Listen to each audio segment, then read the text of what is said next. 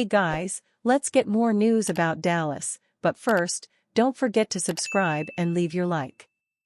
Cowboys are left with obvious Trey Lance decision after dismal Texans loss. The Dallas Cowboys were competitive for most of the game against the Houston Texans, but it was only a matter of time until the scoreboard reflected the current state of the in-state rivals. While the Texans have a lot to clean up, Dallas' shortcomings reared their ugly head Monday night. Mike McCarthy made the utterly baffling decision to take 3 points off the board late in the third quarter after Houston committed a penalty on Brandon Aubrey's 64-yard field goal. Keeping the points would have brought the Cowboys within a touchdown, 20-13. Dallas ultimately lost 34-10. While Cooper Rush looked better than he did last week, he still wasn't anywhere near good enough to justify another start. It is time for the Cowboys to play Trey Lance. Rush dropped back 55 times, another indictment on McCarthy, and completed just 58% of his passes for 354 yards and 1 touchdown to 1 interception. For what it's worth, 64 of those yards came on a short hitch route that Cavonte Turpin took to the house. His 6.4 yards per attempt is a marked improvement relative to last week, but again it is ballooned by Turpin's TD. The Texans dropped at least 4 interceptions. CeeDee Lamb had to take an offensive pass interference to save an end-zone pick. Beyond the turnover-worthy plays, Rush was inaccurate all game.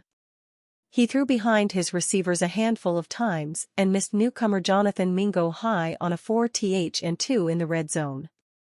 He also had a sack fumble that Houston returned for a touchdown that put the game out of reach. There is a lot to like about Rush.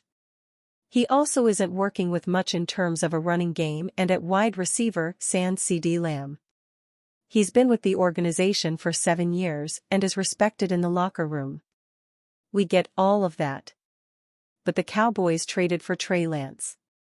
At this point, it's time to see what they have there. It may be nothing, but Dak Prescott's injury gives them a perfect runway to evaluate the former number 3 overall pick. Both Rush and Lance are free agents after the season. Whereas Rush is 30 years old and has reached his ceiling as a player, Lance is still just 24 and could develop into a quality backup. His upside was on display in preseason. So were his pitfalls, but Dallas has nothing to lose by playing him the final 6 games. Cowboys news, losses, injuries, and pieces of AT&T Stadium roof pile up in 34-10 loss to Texans. The opportunities for the Cowboys to get a home win are slipping away. A 2-touchdown first half from running back Joe Mixon and a stellar defensive showing, keyed by a Derek Barnett strip sack that he turned into a score, got the Houston Texans back on the winning track. Snapping a 2-game skid, the Texans won the Battle of Texas on Monday night, defeating the host Dallas Cowboys, 34-10. While Houston got back to its winning ways, the Cowboys continued a trying season, losing their 5th in a row and falling to 0-5 at home. The night went from bad to worse before the game even began for the Cowboys on Monday night. The Cowboys staff began to open the retractable roof just after 4 p.m. Central on Monday. About 20 to 25 minutes into its opening, a piece of sheet metal about 5 yards long and 1.5 yards wide came down from the roof and landed near one of the end zones, Cowboys sideline reporter Christy Scales told Eric Chiafalo and Brian Broaddus on the Cowboys pregame show on 105.3 The Fan. Scales said she saw the piece of metal wafting down from the sky and land in a corner of the field between one of the goal lines and the 10-yard line. No one was injured.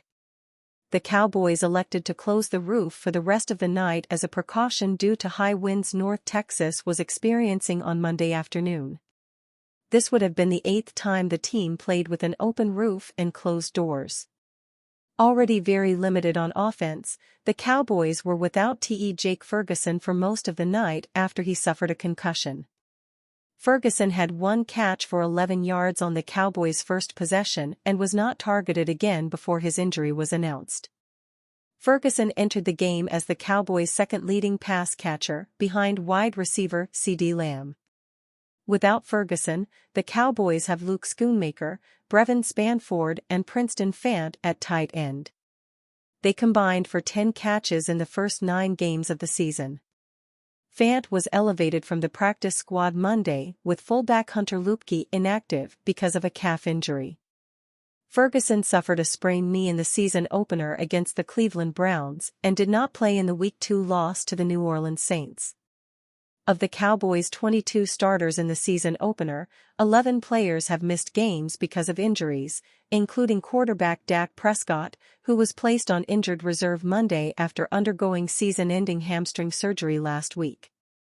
Mike McCarthy may have sealed his Cowboys' fate with a logical decision versus Texans.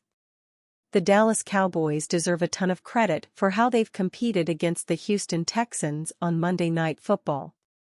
While the Texans haven't played up to snuff, Mike McCarthy's group has showed some serious fight despite being severely shorthanded. That it was a 10-point game deep into the second half shocked everyone, but McCarthy may have screwed his team with a boneheaded decision. Brandon Aubrey had just nailed a 64-yard field goal, but it was negated by a head-slap penalty on Houston. That is not a typo.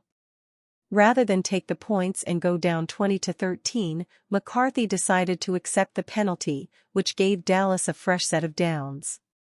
Cooper Rush had been inaccurate all drive and had an interception dropped. Sure enough, the Cowboys turned the ball over on downs after they failed to convert a 4th-and-2 from Houston's 8-yard line. While McCarthy doesn't have anything to lose, and we admire the aggression, taking points off the board with a backup quarterback just isn't smart coaching. Points have been at a premium since Rush took over under center. What are the odds that drive ends in a touchdown? CeeDee Lamb had to take an offensive pass interference penalty to save a touchdown. Taking the field goal would have brought Dallas within a touchdown. McCarthy's play call on that 4th down is another story by itself. He dialed up a sprint right option that resulted in CeeDee Lamb and Jalen Tolbert running into each other. Rush actually had Jonathan Mingo open on a crossing route but threw over his head and behind him. Not only did McCarthy take away half the field, but the route concepts were a disaster. Again, you could argue that McCarthy should have called Aubrey's number. Yes, Dallas was knocking on the doors, but the red zone offense has been a disaster all season for a reason. The play calling and execution have left a lot to be desired. We haven't even mentioned the failed fake punt in the first quarter. While special teams coordinator Bones Fassel introduced the idea to McCarthy, it was ultimately McCarthy who had the final say. It was as desperate as it was obvious, and the Texans were all over it. Not many head coaches would survive such a letdown season, but Jerry Jones has doubled and tripled down that he isn't considering a mid-season coaching change. Regardless, McCarthy is considered a dead man walking. With his contract expiring after the season, the Cowboys can hit the reset button. McCarthy will get the final 6 games, but decisions like taking points off the board with your backup QB running the offense just hammer home why his seat is boiling hot. And you, fan? What do you think of the situation of Mike McCarthy? Leave your opinion in the comments.